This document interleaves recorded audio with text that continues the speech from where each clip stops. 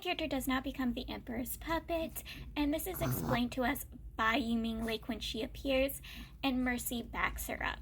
They explain that the reason why the male lead stabbed the main character all those years ago was to actually prevent the pill or reveal the pill to somebody. That's why he allowed her to take off with the main character at the time. You know how I said it was suspicious that she was able to get hold of the main character when they were at war?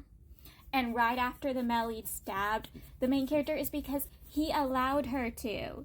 He allowed her to take him and stabbed a spot where she could find the pill and realized he was being puppeteered. At the time, she didn't know who was puppeteering him or had plans to puppeteer him until she realized it was the Emperor. Yuming Lake and Mercy reveals publicly the male lead was a spy for the Emperor. When he was in the enemy country, he was not a traitor.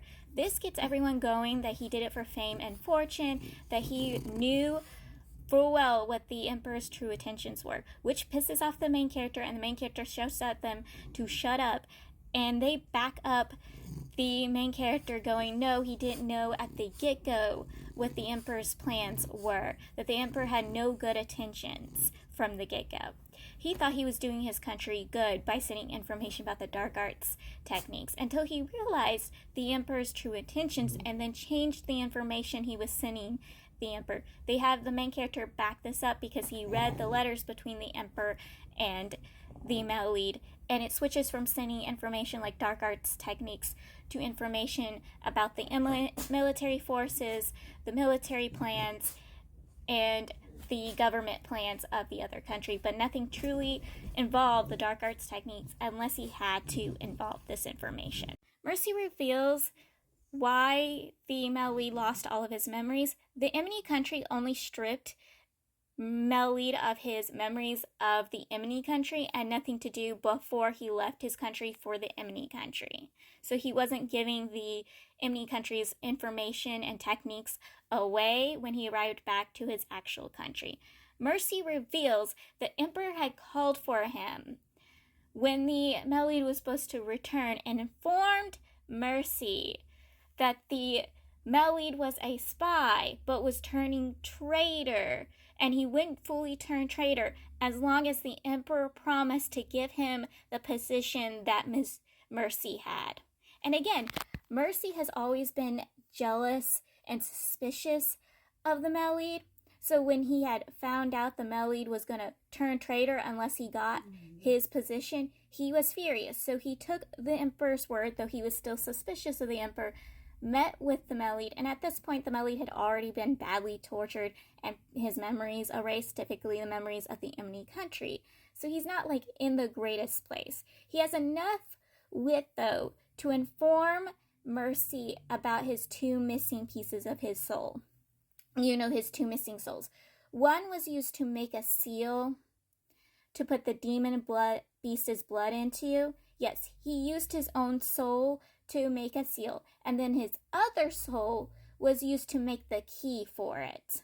He handed the key over to Mercy and formed everything to Mercy, but Mercy did not believe him or trust him this entire time.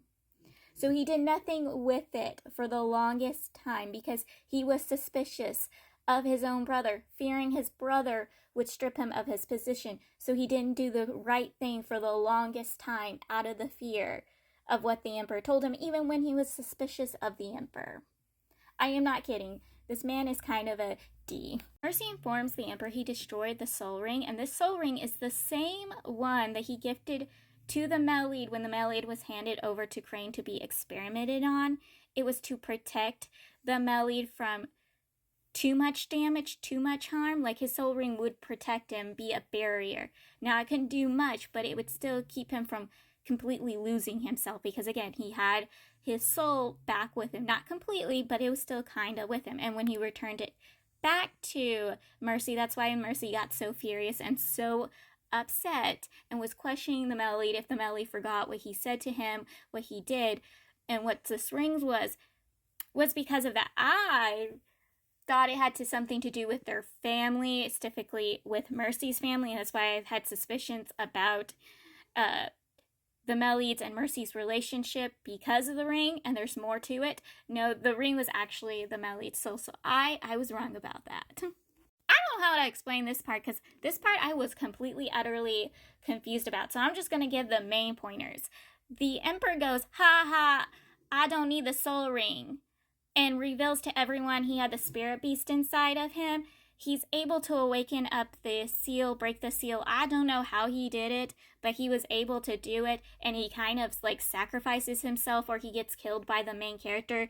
Something like this notes, but it's basically he gets kind of sacrifices and dies to awaken the seal. I don't know how it worked. I was literally confused the entire time reading these parts. The main character is harmed because he went against their vow and is put down on the ground, which also benefits what the Emperor wanted to do, because he's like, oh, you tried to stop me, but you actually helped me harm our country. Like, I am not kidding. I was a little confused this entire time. The Melite soul that was being used as a seal is now free from being the seal and goes to the main character's side to defend and protect the main character. And the Melite in actionality is by Mercy's side, being protected by Mercy, because again, he's in the state of a child. So his soul that is free from the seal is now just guarding the main character. Like, that whole sequences was confusing. And I guess the Emperor gained wings, or he like was riding a spiritual beast. I do not understand this whole scene. But the Melide was able to get his soul parts back, being the fact that one, Mercy had it in a ring, and the other because his soul was released from the seal, protected the main character until they got to it, and it was like, okay, I'll go back to my owner, I'll go back to myself. The Melide is able to get back his rightful position that he used to have, and Mercy gives him their father's ribbon thing, you know, his nobility, honorary ribbon thing that the Melide always wanted, even tried it out when Mercy caught him wearing it and ripped it off his head and screamed that he didn't deserve it and stuff like that.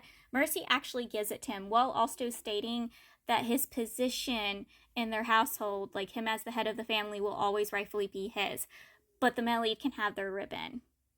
And the main character and the Melide has like this really sweet moment. Everyone's cheering the main character on, and they're cheering on the Melide. Everyone's just having a joyful moment, even though their country is repeatedly under the attack of the Emini country, because the Emini country's demonic beast is being awakened, because once the seal was broken, the blood thing went to the beast, and now they can do the whole reawaken spell thing they need to do. Another thing the Emini country needs to awaken their demonic beast, and they're almost not that far away from awakening their demonic beast, is they need sacrificial tools, and these sacrificial tools is butterfly bones, the same people that White Moonlight from Husky and his White Cat Fusion is. Yes, they need a ton of them, and so the main character, the Melide, Mercy, Morning Sun, and all of their men are heading to stop this, and they're able to save some people, but they're not able to stop the sacrificial thing that awakens the beast, and the beast awakens.